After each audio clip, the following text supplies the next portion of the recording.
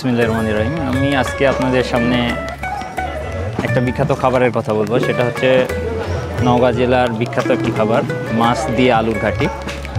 আমরা ছোটোবেলা থেকেই দেখে আসতেছি মাছ দিয়ে আলুর ঘাটি, এটা খুবই জনপ্রিয়। এটা শুধু নওগাঁ জেলা না, এটা বাংলাদেশের বিভিন্ন জেলার লোকজন এটার কথা জানে।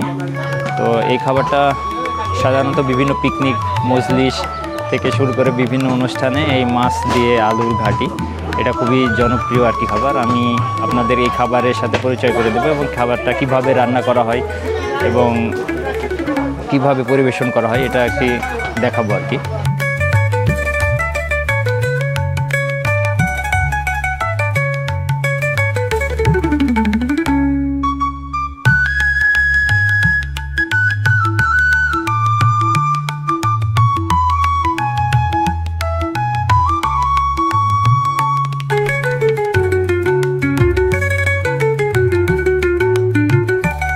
পানি গরম হচ্ছে এতগুলো আর কি। এটা হচ্ছে আপনার মাছ সাধারণত বড় সাইজের দেওয়া হয়, যত বড় আর কি তত স্বাদ বেশি। মাছগুলোকে সুন্দর করে কেটে একদম ধুয়ে নেওয়া হয়েছে।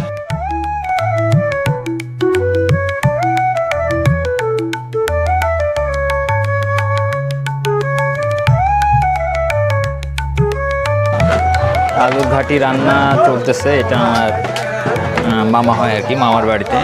আসলে এটা খাওয়া দাওয়ার রীতি অনেক দিন আগে থেকে চলে আসতেছে। তার বাবা, তার দাদারাও এরকম লোকজনকে খাওয়িয়েছে। তো এখানে প্রায় আজকে 4000 লোকের খাবারের আয়োজন।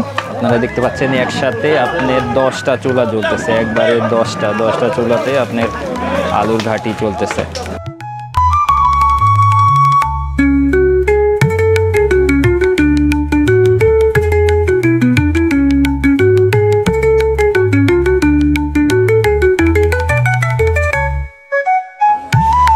এই যে আলুর ঘাটি ওখানে যেটা দেখলেন রান্না করা পর যেটা হয়ে গেছে সেটা নিয়ে এসে এখানে একবারে রাখা হয়েছে।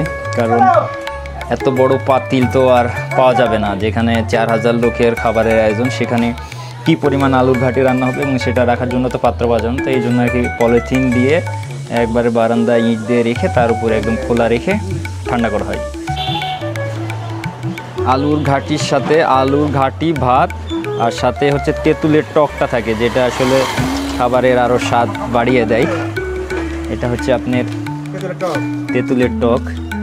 আলুর ঘাটির সাথে আপনার তেঁতুলের টকটা নিলে খাবারের স্বাদটা আরও বেড়ে যায়। এটা ভাতের সাথেও খায়, অনেকে দেখা যাচ্ছে যে গ্লাসে নিয়ে এমনিও খায়।